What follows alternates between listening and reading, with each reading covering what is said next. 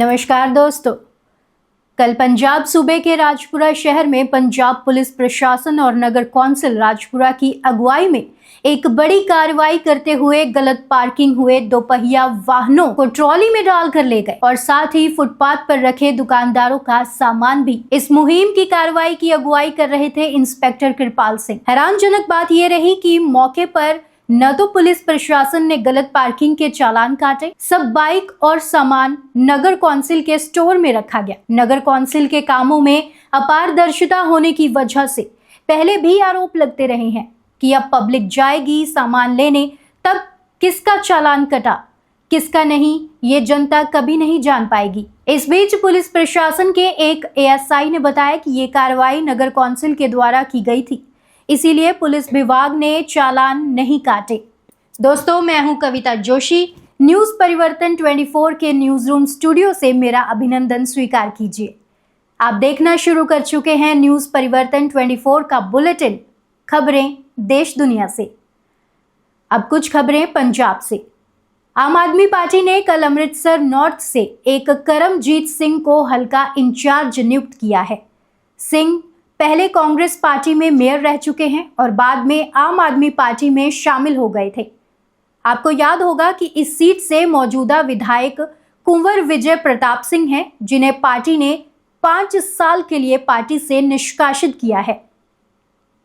इसके साथ ही पार्टी ने मजीठिया सीट का हल्का इंचार्ज नियुक्त किया है तलवीर सिंह गिल को। गिल पहले विक्रम सिंह मजीठिया के करीबी हुआ करते थे। इससे मौजूदा विधायक हैं दलीप कौर मजीठिया। अगली खबर भी पंजाब से।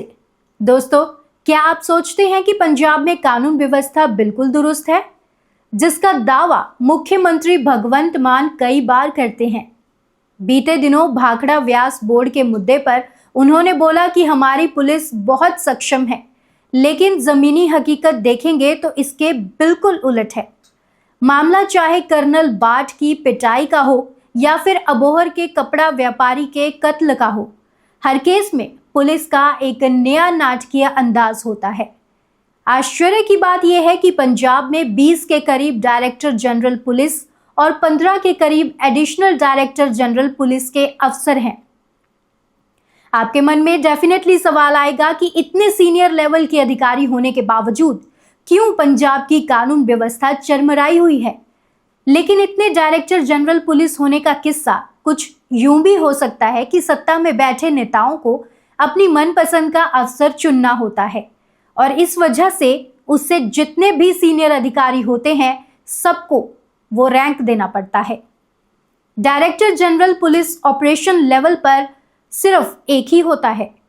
किसी समय पंजाब में यह भी होता था कि जूनियर लेवल का इंस्पेक्टर जनरल पोस्ट का अधिकारी पूरे पंजाब की कानून व्यवस्था को नियंत्रित करता था। इससे अगली खबर भी पंजाब से जुड़ी हुई। कर्नल बाट और उनके सुपुत्र अंगद की पिटाई की थोड़ा सा फ्लैशबैक में नजर डालते हैं।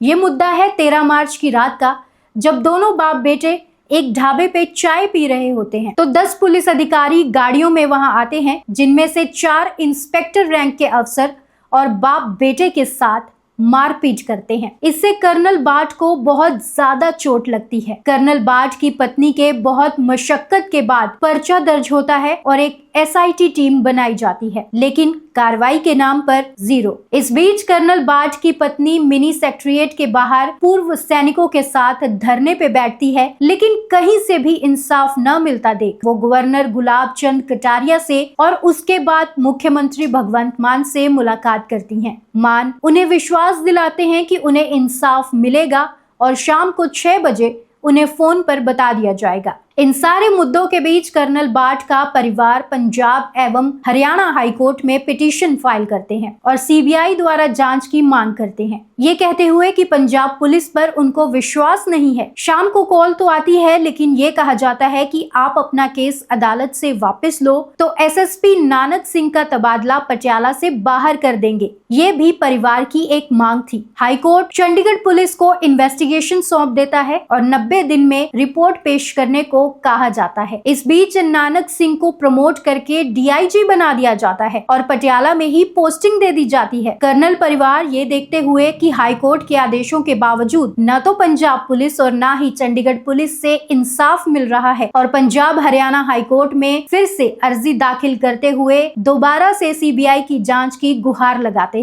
इसकी सुनवाई करते हुए जस्टिस राजेश भारद्वाज ने पंजाब और चंडीगढ़ पुलिस से नाकामी का कारण पूछा और कहा कि अभी तक इन सबको भगोड़ा क्यों नहीं घोषित किया गया, जबकि निचली अदालतों से लेकर हाईकोर्ट तक जमानत की अर्जी खारिज हो चुकी है। दोनों के पास कोई संतोषजनक जवाब नहीं था। इसको देखते हुए जस्टिस राजेश भारद्वाज ने पंजाब और चंडीगढ़ पुलिस को 16 जुलाई 2025 को संतोषजनक जवाब के साथ पेश होने को कहा। अब खबरें देश से। मशहूर पत्रकार अजीत अंजुम पर बिहार में पर्चा दर्ज। अंजुम ने एक वीडियो में ये कहा था कि बिहार में वोटरों को 2 की बजाय 1 फॉर्म दिया जा रहा है और उसे पूरी तरह से नहीं भरा जा रहा। इस पर काफी अफसरशाही में बवाल हुआ। नतीजन ये पर्चा। क्या लोगों को सच्चाई बताने से पर्चा दर्ज हो जाना चाहिए?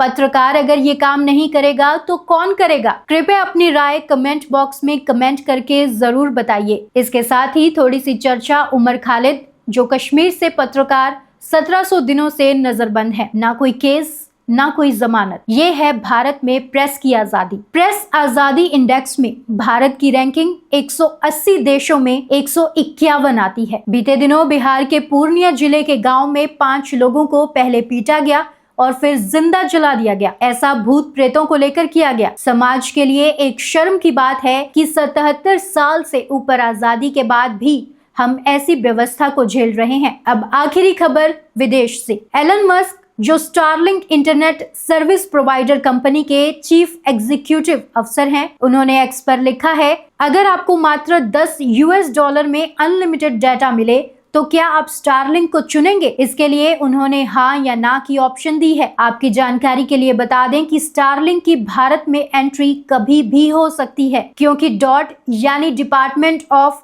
टेलीकम्युनिकेशन ने लेटर ऑफ इंटेंट जारी कर दिया है, लेकिन स्पेस से रिलेटेड कुछ स्वीकृति अभी बाकी है। स्टारलिंक इंटरनेट टोटली वायरलेस रहेगा। इसके साथ ही खबरों के सिलसिले को विराम देते हैं। उम्मीद है आपको हमारा ये बुलेटिन पसंद आया होगा। अगर पसंद आया है तो हमारे बुलेटिन के नीचे कमेंट कीजिए, साथ ही लाइक, शेयर और सब्सक्राइब कीजिए हमारे YouTube चैनल को। मिलेंगे अगले बुलेटिन में नई खबरों के साथ। नमस्कार।